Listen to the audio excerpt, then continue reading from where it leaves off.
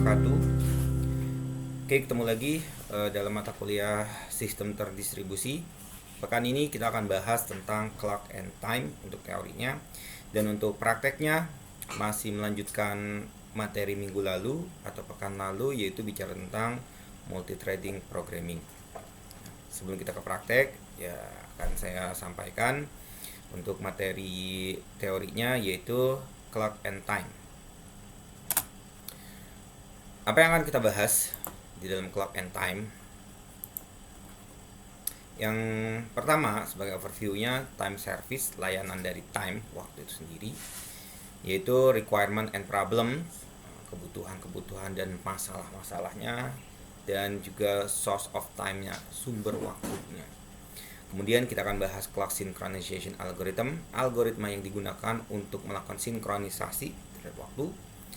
Di sini kita akan bahas ada dua istilah untuk masalah sinkronisasi waktu, yaitu clock skew dan clock drift.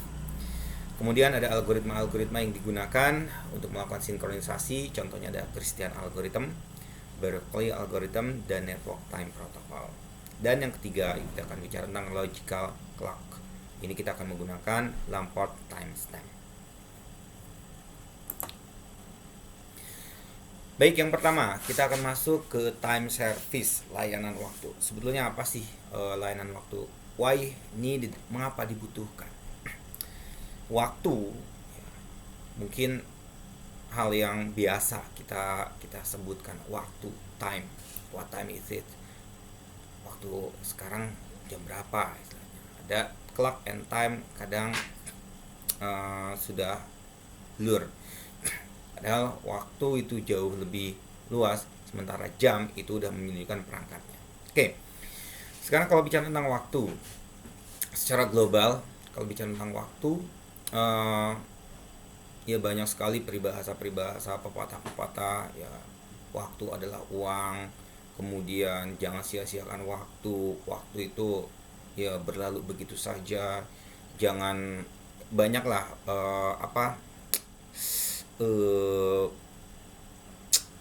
petuah-petuah bijak bicara tentang waktu, karena pada dasarnya memang adalah waktu itu sesuatu yang akan terus berjalan baik kita siap maupun tidak siap. Nah, kalau secara general, kalau bicara tentang waktu mungkin akan sangat luas sekali cakupannya, bukan cuma satu SKS saja perkuliahannya, tapi kita akan batasi waktu dari sisi distributed system atau sistem terdistribusi. Mengapa kita membutuhkan layanan waktu? Pertama adalah untuk measure delay between distributed component, yaitu untuk mengukur delay, waktu delaynya, pengukuran delay di antara komponen-komponen yang ada di dalam sistem terdistribusi. Ketika kita menggunakan sistem operating system sistem operasi single atau standalone sebutannya, masalah waktu ini kadang tidak terlalu bermasalah. Kenapa? Karena kita bisa setting waktu tersebut terserah kita. Oke. Kemudian program-program di dalamnya itu mengikuti apa yang sudah ditentukan oleh sistem tersebut. Nah, yang menjadi masalah adalah ketika komputer atau sistem operasi tersebut terkoneksi ke dalam sistem terdistribusi, di mana masing-masing komponen, masing-masing sistem operasi atau masing-masing komputer itu memiliki waktunya tersendiri. Nah, kalau yang menjadi masalah lagi adalah ini, kenapa kita membutuhkan for accurate timestamp to identify authenticate business transaction. Seumpama kalau layanan waktu itu tidak sinkron, nanti kita akan bahas sinkronisasi, tidak sinkron. Misal antara kita beli di e-commerce, kita belanja di e-commerce, tercatat waktu di e-commerce, server e-commerce itu jam 10.10 pagi. Begitu melakukan transaksi di bank, padahal waktu yang sama, detik yang sama saya melakukan pembayaran, itu tercatat di banknya itu mungkin jam 10 malam. Ternyata kalau sudah jam 10 malam kita nggak dapat bonus misalnya. Nah, ini sangat-sangat merugikan sekali. Itu baru satu contoh untuk layanan waktu kenapa kita membutuhkan. Belum lagi serializability in distributed database. Nah, masalah database. Kalau nggak sinkron input data, si klien dengan si server, nggak sinkron waktunya, bisa jadi database yang kita inputkan sudah tergerus sama yang lainnya. Belum lagi bicara tentang security protocol. Ini masalah security protocol, kalau saya di keamanan, justru masalah waktu ini menjadi suatu celah bisa dimanfaatkan. Sebagai contoh, ini yang sering saya gunakan kalau dalam keamanan itu, kalau punya software misalnya aplikasi yang freeware, kemudian diberikan trial biasanya diberikan selama 15 hari, 30 hari kan. Nah, dengan memainkan waktunya, ini saya bisa menggunakan software tersebut sepanjang waktu. Artinya apa? Sepanjang waktu dalam hal saya tetap menggunakan masa trial tersebut. Apakah diperpanjang? Bukan. Jadi misalnya 30 hari, begitu mau 0, waktu trial Anda 0 hari. Nah, saya setting komputer saya itu dikembalikan waktunya 30 hari sebelumnya lagi, atau minimal ya 25 harinya lagi sebelumnya setting. Maka software itu akan membaca, oh ya, waktunya masih 25 hari lagi. Nah, inilah bicara tentang security protocol, bicara tentang business transaction, bicara tentang serializability in distributed database. Ini sangat-sangat sekali membutuhkan time service, layanan service. Jadi mengapa kita membutuhkan layanan service? To measure delay, maksudnya to synchronize stream, melakukan sinkronisasi streaming antara sound dan video. Pernah kebayang Anda nonton film, videonya, gambarnya udah duluan, suaranya belakangan? Atau kalau yang suka dubbing, mulutnya udah ngomong apa, suaranya baru. Atau ngomongnya duluan, suaranya belakangan. Atau biasanya yang sering terjadi adalah teks, nggak sinkron. Udah ngomong apa, subtitlenya baru ngomong. Atau subtitle udah duluan, lari duluan, baru ngomong. Nah, ini kalau tidak terjadinya sinkronisasi di dalam time service. Makanya kita membutuhkan time service. Kemudian, to establish event ordering, ini juga untuk membangun permintaan event kejadian, apalagi dalam proses sistem. Ini kalau soal ordering, did A happen before B? Apakah A itu terjadi sebelum B, atau sesudah A, atau sesudah C? Concurrency overlapping execution. Nah, ini biasanya kalau terjadinya konkuren atau overlapping. Nah, sebagai contoh,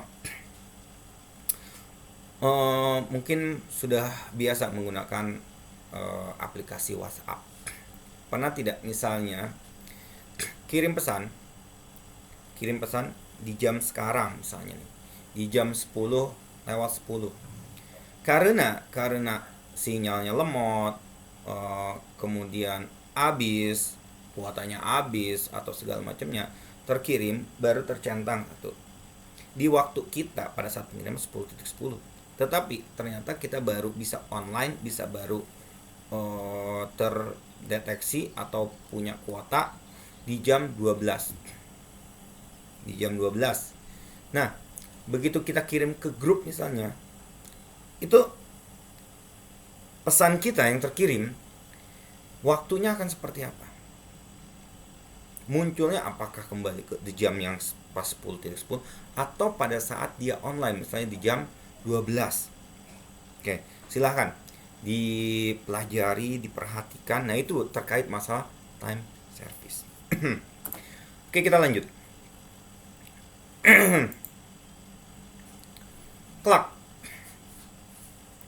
Clock ini yang tadi yang di awal saya sampaikan, clock antara waktu, time itu waktu, clock itu jam. Ya kan, kalau diterjemahkan seperti itu. Clock ini udah terkait masalah fisiknya, parameternya. Nah, internal hardware clock. Jadi perangkat keras dari clock itu, ini built-in electronic device, ya biasa terbuat dari perangkat elektronik. Cara bekerjanya oscillation occurring in quartz crystal at defined frequency. Ya, silakan cara kerja dari jam itu seperti apa pergerakannya. Kemudian store the result in counter register, akan menyimpan hasil perhitungan itu dalam counter register. Kemudian akan ada interrupt generated at regular interval, pada interval tertentu akan melakukan interrupt. Dan interrupt handler read the counter register. Selanjutnya interrupt handler, yang pengendali interrupt ini akan membaca the counter registernya, tempat penyimpanannya tadi, scale it to convert to time unit, kemudian akan melakukan skala dan melakukan konversi ke unit-unit waktu seperti second, nanosecond, dan melakukan update software clock. Nah, ini cara kerja internal hardware clock di dalam komputer. Contoh, second elapsed science 1011970, ini biasanya standarnya di perangkat elektronik. Pernah bertanya-tanya mengapa tanggal ini? Silahkan cari lagi jawabannya. Oke, sekarang yang menjadi masalah di dalam internal clock. Pertama, frequency of oscillation. Ternyata frequency of oscillation ini itu sangat-sangat dipengaruhi oleh, pertama, suhu dari komputer. Kemudian different rate, different komputer. Beda komputer, beda rate-nya, kecepatannya. Sebagai gambaran gampangnya, punya jam di rumah, jam dinding yang berputar-putar terus. Kalau saya pengalaman, karena saya di rumah saya punya beberapa jam, ada beberapa jam itu waktunya nggak sama. Ada yang kecepatan, ada yang lambat. Yang tepat nggak ada. Yang tepat makanya biasanya pakai yang digital yang selalu ada online gitu loh. Sementara kalau yang jam dinding yang berputar itu berbeda-beda. Padahal begitu disetting sama. Diputar sama ya, tak, detiknya sama, jarum panjangnya sama, jarum pendeknya sama, dua-duanya. Tetapi seiring dengan perputaran ada yang mengalami perlambatan, ada yang mengalami percepatan. Belum lagi kalau bicara pakai baterainya. Yang satu baterai udah mulai habis, yang satu baterainya baru. Yang baru baterainya cepat banget muternya. Yang mau habis baterainya makin lambat, akhirnya telat. Nah, ini sebetulnya yang menjadi masalah dalam internal clock. Demikian juga dalam komputer ataupun dalam device. Different rate on different computer. Mungkin akan ada yang baca 10.05.17, 10.05.14, 10.05.15. Terlihat nggak terlalu jauh perbedaannya. Tetapi kalau dilakukan terus-menerus dan diakumulasi, maka perbedaan-perbedaan ini cukup signifikan. Nih pertama. Yang kedua, masalah akurasi. Akurasi ini biasanya 1 second in 11/6 day yang diperbolehkan. Kalau lebih dari itu ya sudah, berarti nanti ada istilahnya faulty. Kemudian problem lainnya adalah centralized time service. Ada yang memberikan masukan, ya sudah, untuk melakukan sinkronisasi waktu kita gunakan centralized time service. Gunakan layanan waktu yang terpusat. Yang jadi masalah, impractical due to variable message delay. Ini akan bisa menyebabkan delay, delay yang banyak sekali. Nah, terkait masalah perbedaan tadi, perbedaan waktunya antara perbedaan jam, ini ada dua istilah yang kita sebut tadi di awal, clock skew dan clock drift. Clock skew itu bicara tentang fisik. Artinya apa? Perbedaan antara dua buah jam dalam membaca. Ini bisa dikatakan clock skew itu adalah fisiknya. Sementara kalau clock drift ini adalah perbedaan dalam membaca antara clock and nominal perfect reference atau rate-nya lah, per unit of time of the reference clock. Jadi kalau yang ini beda waktu, beda jam, beda fisik, ya perbedaan itu sebutnya clock skew. Kalau clock drift sudah berbeda, rata-rata perbedaan nilainya itu berapa? Seperti itu. Nah, source of time Di dunia ini kita menggunakan satu acuan. Karena kalau tidak ada acuan, itu akan berbeda-beda waktu, ya. Akan sangat berdampak sekali pada transaksi-transaksi. Maka dibutuhkan suatu acuan. Perbedaan-perbedaan waktu ini jadi mengacu ke satu standar. Di mana acuan-acuan ini yang digunakan adalah UTC, yaitu Universal Coordinate Time, okay? Based on atomic time but leap second inserted to keep in phase with astronomical time. Okay? UTC signal broadcast every second from radio and satellite station.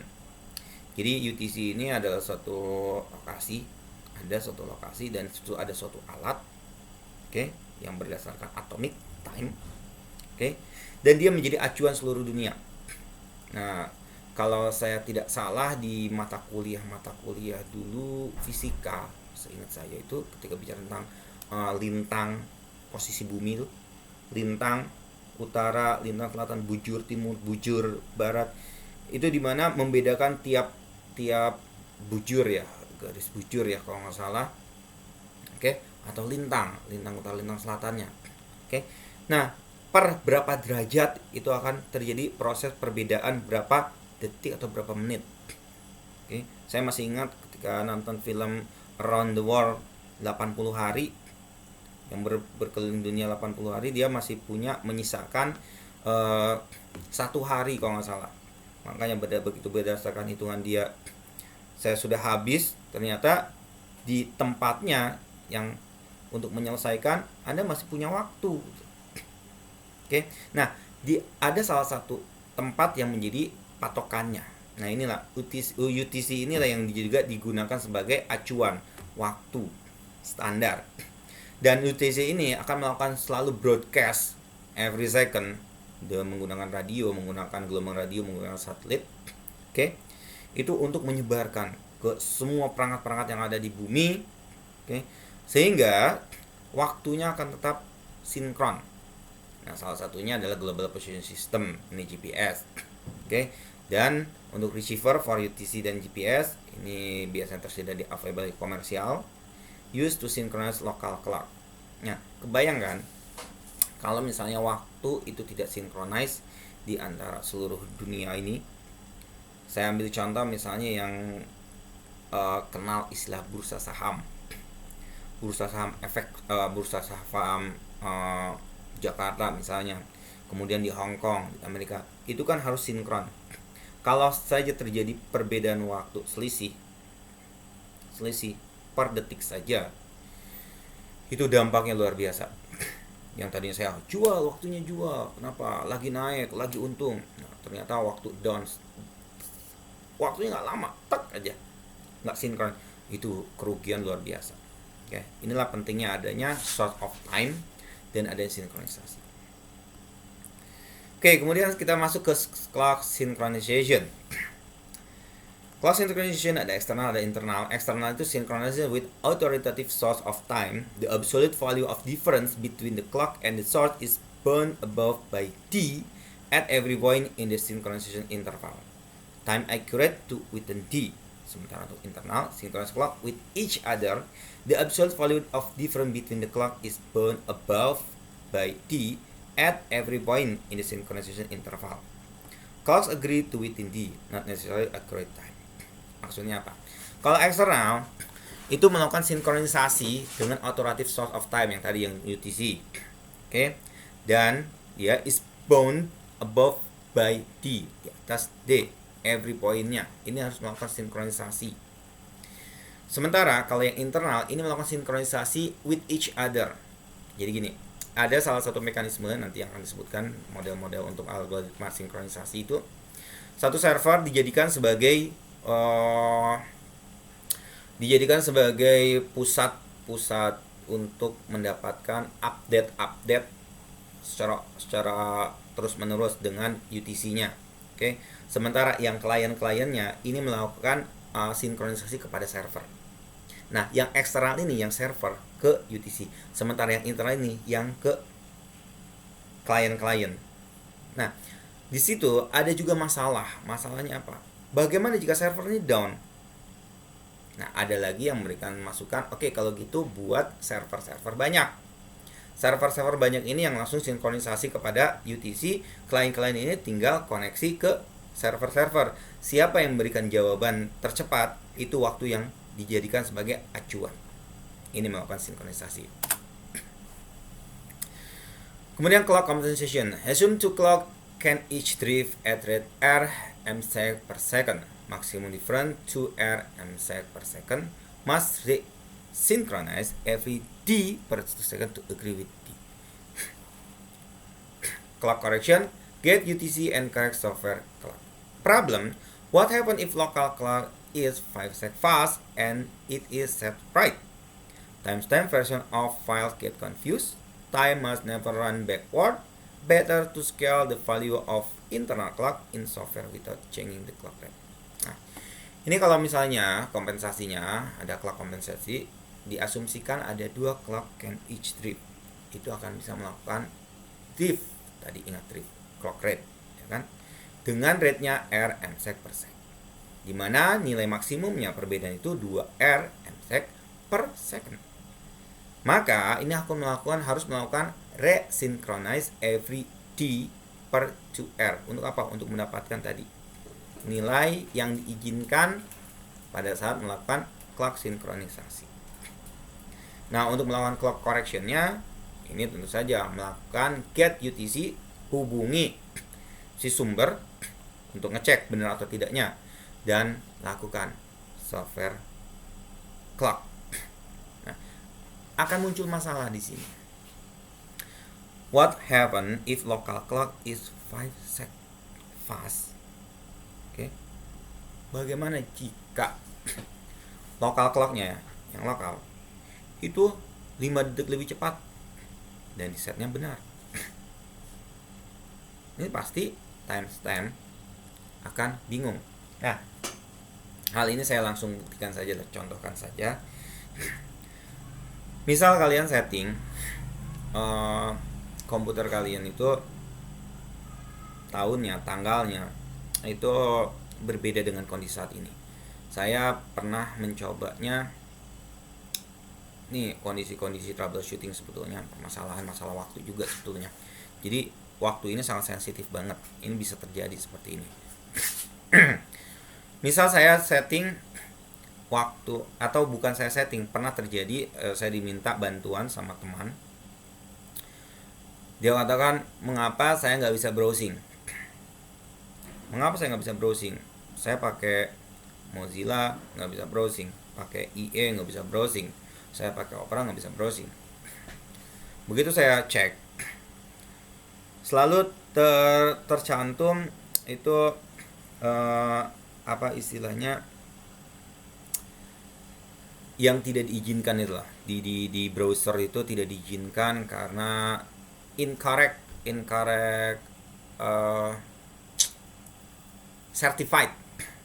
certifiednya nggak benar, incorrect certified. Ini kenapa saya coba beberapa browser, kemudian saya sampai pada kesimpulan waktunya tidak sinkron. Saya setting sewaktunya untuk mengikuti settingan waktu saat ini. Dan apa yang terjadi? Setelah saya setting sesuai dengan waktu yang ada saat ini, tidak ada masalah. Jadi permasalahan bukan di browsernya. Permasalahan di masalah waktunya, settingan waktunya. Artinya apa? Waktunya itu belum sesuai, tidak sinkron. Dianggap waktunya itu kadaluarsa. Oke. Nah, kemudian saya coba rubah, karena kita bisa setting lebih cepat. Begitu saya setting lebih cepat, waktunya lebih cepat, oke, apa yang terjadi? Menolak juga. Kenapa? Karena asumsinya waktu yang disetting saat ini di mesin itu nggak sinkron, tidak sesuai dengan apa yang ada di aplikasi. Oke. Nah, ini yang dimaksud timestamp version of file get confused. Jadi bingung. Komputer kalau bingung itu dia bisa ngehang, bisa ngasih informasi yang tidak akurat. Artinya udah, saya nggak tahu, nggak benar nih, atau ya diem aja, atau ignore, terserah. Kenapa? Karena time must never run backward. Oke. Nah, ini clock comes. Kemudian ini synchronization method. Ada synchronous system. Ini simpler, relies on known time bound on system action. Dan ada juga asynchronous system. Ini asynchronous system bisa menggunakan intranet. Ini menggunakan Christian algorithm dan Berkeley algorithm. Sementara untuk internet, kita menggunakan the network time protocol. Maka yang sangat penting sekali ketika konfigurasi sebuah server itu NTP itu disetting. Jadi jangan biarkan default, tetapi settinglah mengikuti waktu-waktu internet. Kenapa? Apalagi apabila dia sebuah server yang akan diikuti oleh klien-kliennya, dia yang akan menjadi patokan. Kalau dia settingannya nggak benar, kliennya nggak benar, kasihan. Apa? Ketika kliennya itu melakukan suatu transaksi-transaksi.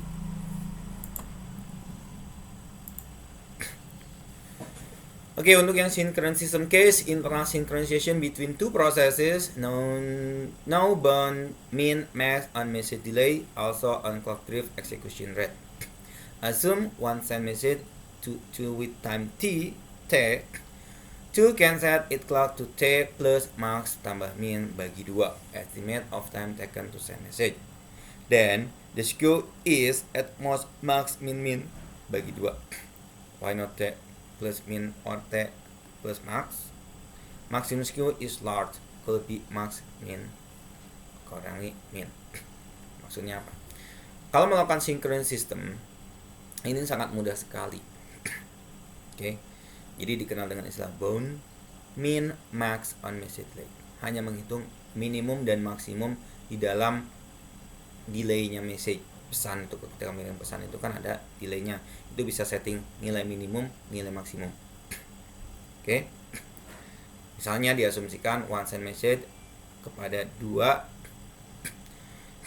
dengan waktu T, maka 2 can set it clock, kasih 2 nomor 2 ini. Oke. Si jam yang 2 ini itu bisa melakukan set its clocknya menjadi T plus max tambah min bagi 2. Ini melakukan estimasi of time taken to send message. Oke. Dengan estimasi bahwa pesan itu akan terkirim gitu. Okay. Then the skew is at most. Jadi perbedaan waktunya, skew-nya kan antara waktu dengan satu dengan yang jam yang lainnya itu adalah maksimum dikurangi minimum dibagi 2. Ini perbedaannya. Oke. Nah, untuk yang asynchronous, kita bisa menggunakan Christian algorithm, di mana Christian ini time server with UTC receiver give accurate current time. Dia melakukan estimasi message propagation time by P sama dengan T1 T0 min H bagi 2 sama dengan half of round trip of request reply. Set clock to UTC plus P, make multiple requests as at space out interval. Measure T1 min T0. But discard any that are over a threshold could be condition or take a minimum value as the most accurate. Oke. Christian algorithm ini mencoba untuk melakukan sinkronisasi dengan cara pertama tadi membuat time server, kemudian time server ini terkonek ke UTC, kemudian klien ini melakukan request. Jadi kalau Christian ini mengajukan adanya sebuah server yang akan menghandle sinkronisasi waktu untuk para klien-kliennya, komputer-komputer kliennya ini melakukan sinkronisasi terhadap server, di mana setiap server ini sebagai adjustnya waktunya, sebagai validasinya dia yang akan terkonek ke UTC tadi yang seperti saya sampaikan di sebelumnya. Itu adalah contoh untuk yang Christian algorithm. Nah, dalam Christian algorithm, probabilistic behavior-nya achieve synchronization only if round trip short compared to required accuracy. High accuracy only for message transmission time close to minimum. Problemnya, single point of failure and bottleneck. Cold multicast to a group of server, each with UTC. An impostor or faulty server can wreak havoc. Use authentication agreement protocol for N. Jadi gini, setiap suatu solusi itu terkadang masih ada masalah. Nah, Yang tadi yang saya ceritakan, ini berdasarkan yang Christian algorithm ini, dia mengajukan pakai server, kemudian klien akan connect ke server, server yang akan terkonek ke UTC. Bagaimana jika terjadi bottleneck? Kenapa?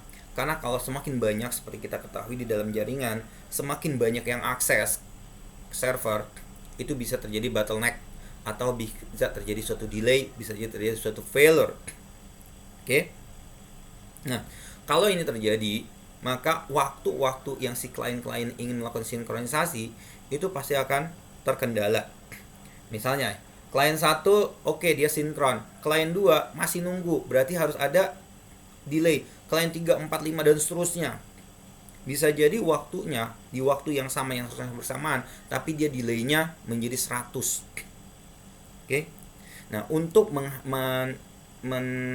mensiasati hal tersebut, maka diajukan, oke, kalau gitu buat multicast banyak, servernya banyak, dimana group of server ini yang terkonek langsung ke UTC. Klien-klien silahkan pilih mau connect ke server mana, terserah. Yang paling cepat memberikan respon, maka waktu itulah yang digunakan. Ini salah satu solusi dari problem yang ada. Oke, selanjutnya adalah algoritma Berkeley.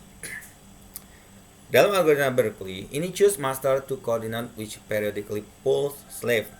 Master estimate slave local time based on round trip, calculate average time of all, ignoring reading with exceptionally large propagation delay or clock out of sync, send message to each slave indicating clock adjustment. Nah, kalau Berkeley ini sebenarnya Berkeley algorithm ini karena diujikannya di komputer Berkeley. Oke. Jadi ada satu master, satu server yang akan melakukan koordinator. Dia fungsinya sebagai koordinator, mengkoordinasi. Kalau yang di Christian itu si server menjadi acuan, menjadi acuan. Kalau ini dia melakukan koordinasi. Dia akan tanya kepada klien, waktu kamu berapa, waktu kamu berapa, kirim ke saya. Kemudian dia akan melakukan rata-rata penilaian dengan melakukan exceptionally. Jadi kalau yang delaynya kegedean, misalnya, itu nggak diperhitungkan. Nah, dari sana dilakukan average time of all, rata-rata waktunya. Oke, kalau gitu jadi rata-rata waktu sekarang adalah jam sekian untuk semua klien. Ini Berkeley algorithm. Bagaimana dengan akurasinya? Depend on the round trip time. Jadi untuk akurasi Berkeley algorithm ini tergantung dari round trip time-nya. Round trip time itu waktu yang dikirimkannya. Semakin banyak klien, itu kan round trip-nya panjang nih. Semakin banyak waktunya lebih, makin ya tadi dalam statistik itu semakin banyak sampling semakin akurat kan, seperti itu.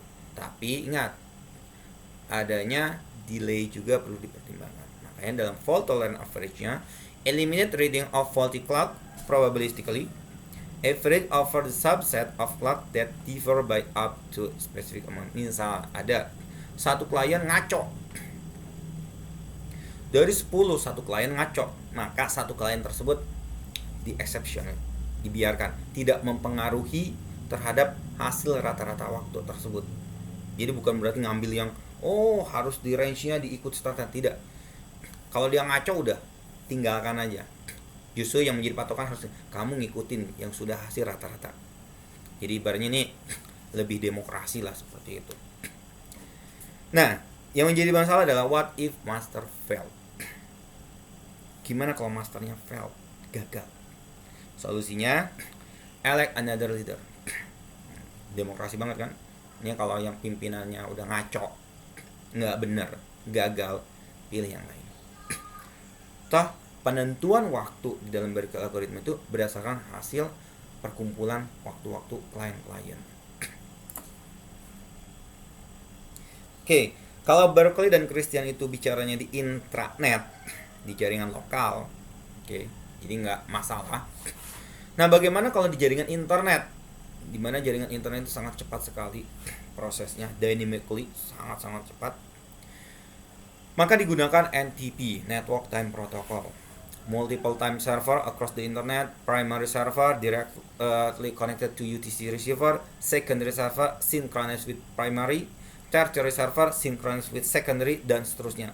Scale up to large number of server and client. Cara kerja dari network time protocol ini seperti halnya root. Ini ada yang primary ini langsung terkonek ke UTC-nya. Kemudian yang keduanya secondary servernya ini melakukan sinkronisasi kepada yang pertama. Kemudian yang kedua juga memberikan sinkronisasi kepada yang ketiga. Yang tiga ini sinkronisasi kepada yang kedua. Nah, yang ketiga ini terserah dia pakai sesama synchronize ke server 2 yang bisa bermacam-macam servernya. Oke.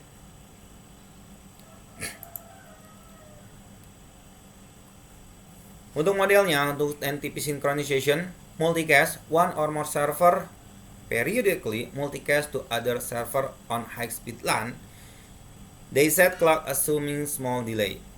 Bisa juga menggunakan procedural call mode similar to Christian algorithm, client request time from few other server, used for higher accuracy or where no multicast, atau bisa juga symmetric protocol used by master server on LAN and layer closer to primary, highest accuracy based on pairwise synchronization. Semua ini tergantung dari masalah delaynya juga.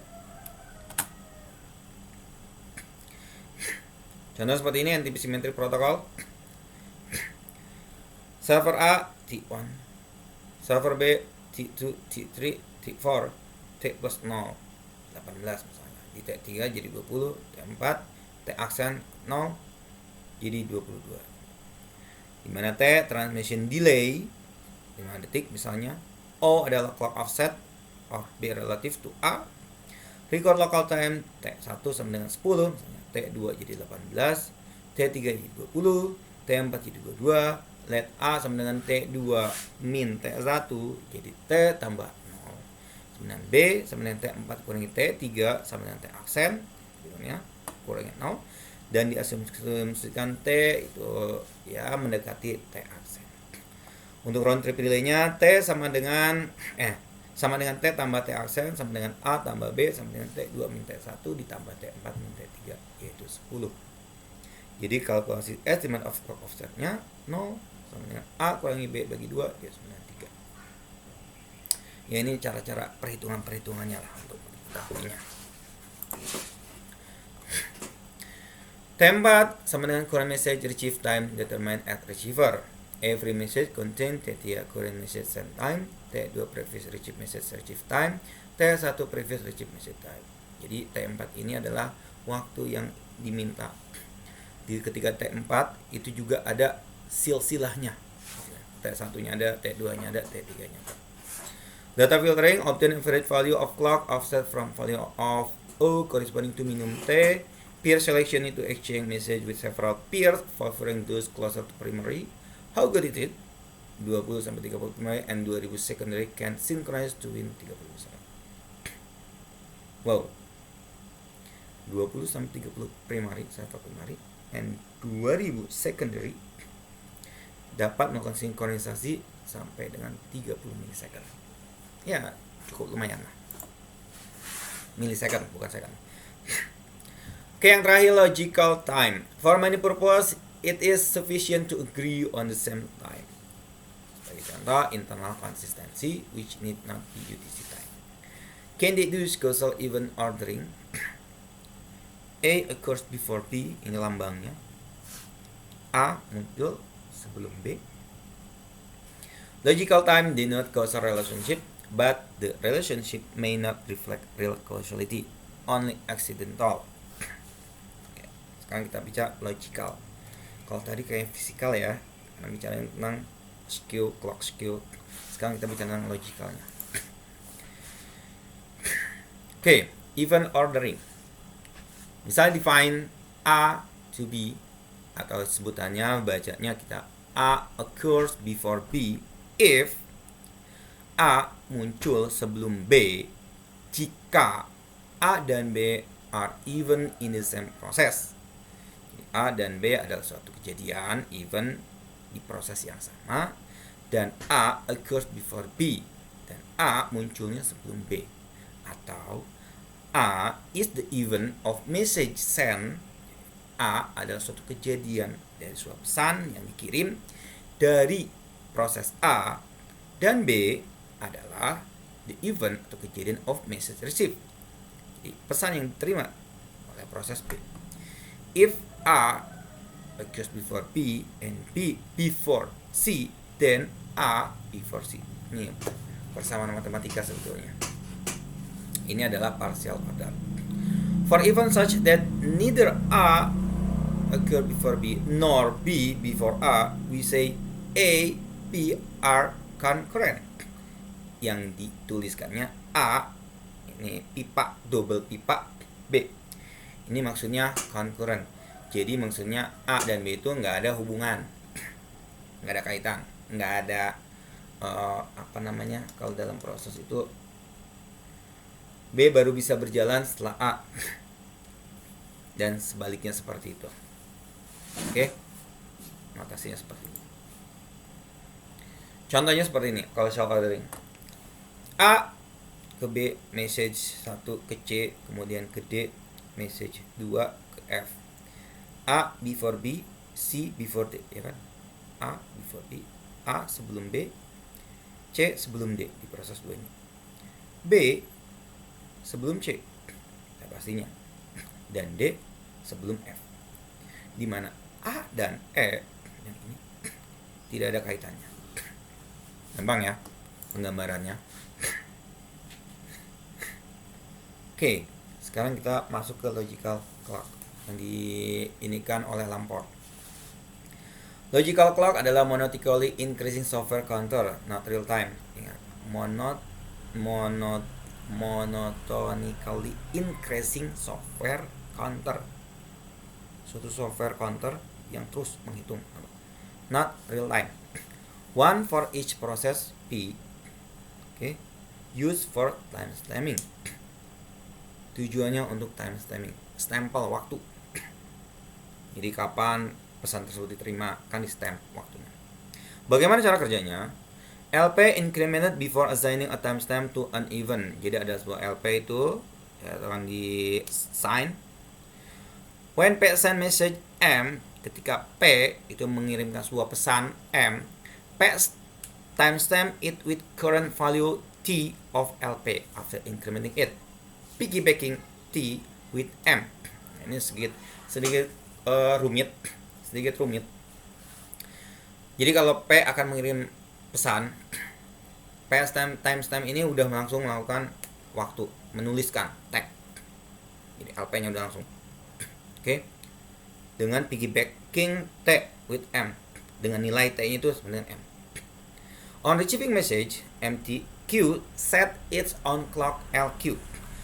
Sementara di key itu yang penerima pesan, oke, dia udah melakukan setting LQ juga, waktu to maximum of LQ, waktu maksimumnya, dan juga T. Then increment LQ before timestamping the message received event. Dia udah melakukan increment LQ1, LQ2 sebelum receive diterima. Jadi kayak berpacu. Jadi begitu nyampe, bukan waktu yang dikirimnya, tetapi waktu yang diterimanya yang ditampilkan. Sama lah kalau contohnya yang saya katakan, ketika kirim pesan, cobalah Anda kirim pesan, buktikan gitu loh, dengan WA lah yang paling gampang. Tes, lihat waktunya, terkirim pesanannya ke si penerima. Di si penerima waktunya apakah sama ataukah berbeda. Oke, itu sebagai pembuktian sajalah untuk memahami masalah seperti ini logical time. Jadi totally ordered logical clocks A1, 2, problem TA sama dengan TE, and yet A, E distinct, ini berbeda. Create total order by taking account of process IDs, then TA pit kurang dari TB QD ID if TA kurang dari TB atau TA sama dengan TB dan PID kurang dari QID. Nah, P proses yang ngirim, Q yang menerima. Nah, ada lagi yang menyempurnakan, ibaratnya menambahkan kekurangan-kekurangan dari yang Lamport itu dengan vector clock. Totally ordered logical clock memasukkan vektornya. Arbitrary even order depend on order of process IDs. ID-nya. Sebagai contoh, TA PID kurang dari TB KID does not imply A before B. Okay. Vector clocks, array of n logical clock in each process. If n process, vector timestamp piggyback on the message. Rules for incrementing similar to Lamport, except process on component in array modified, component wise maximum and comparison. Jadi sebetulnya tidak jauh berbeda dengan yang sudah dikemukakan oleh Lamport, hanya ada perbedaan-perbedaan, yaitu masalah proses on komponen. Nah, masalah yang muncul dalam vector clock adalah adanya storage requirement, kebutuhan untuk menyimpan. Jadi kurang lebihnya gambarnya seperti ini. Dari Lamport, kalau menggunakan vector timestamp, dia ada penambahan vektor, nilai-nilai vektor.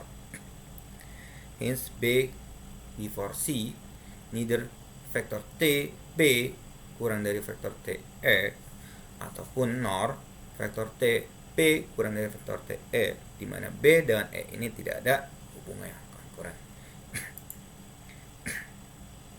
Baik, sebagai summary-nya, local clock itu drift yang kita gunakan, but need for timestamping, jadi bukan yang skew. Synchronization algorithmnya must handle variable message delay. Clock compensation estimate average delay, kita bisa menggunakan adjust clock untuk melakukan clock compensation. Can deal with faulty clock juga, dan untuk logical clocknya sufficient for causal ordering. Oke, sampai di sini kurang lebihnya mohon maaf. Apabila ingin lebih jelasnya, mungkin penjelasan saya masih kurang jelas, masih rancu, ini nanti bisa saya share. Sebetulnya kalau buku ini sudah saya sampaikan, karena ini sebenarnya dari buku sini, materi dari buku ini yang digunakan. Oke, distributed system. Kemudian saya juga menggunakan ini, ya isinya yang sudah ditranslatekan, terjemahkan. Ya, terima kasih kepada Arif Harusetyo, Irham Abdani, Tulus Hamdani. Oke, jadi harus kita apresiasi yang sudah dilakukan. Saya tidak menutup.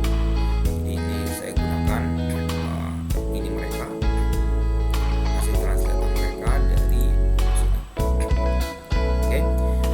Jadi kalau penjelasan saya tadi masih kurang jelas, misalnya silakan bisa dipelajari dari bukunya langsung bahasa Inggris atau dari translate.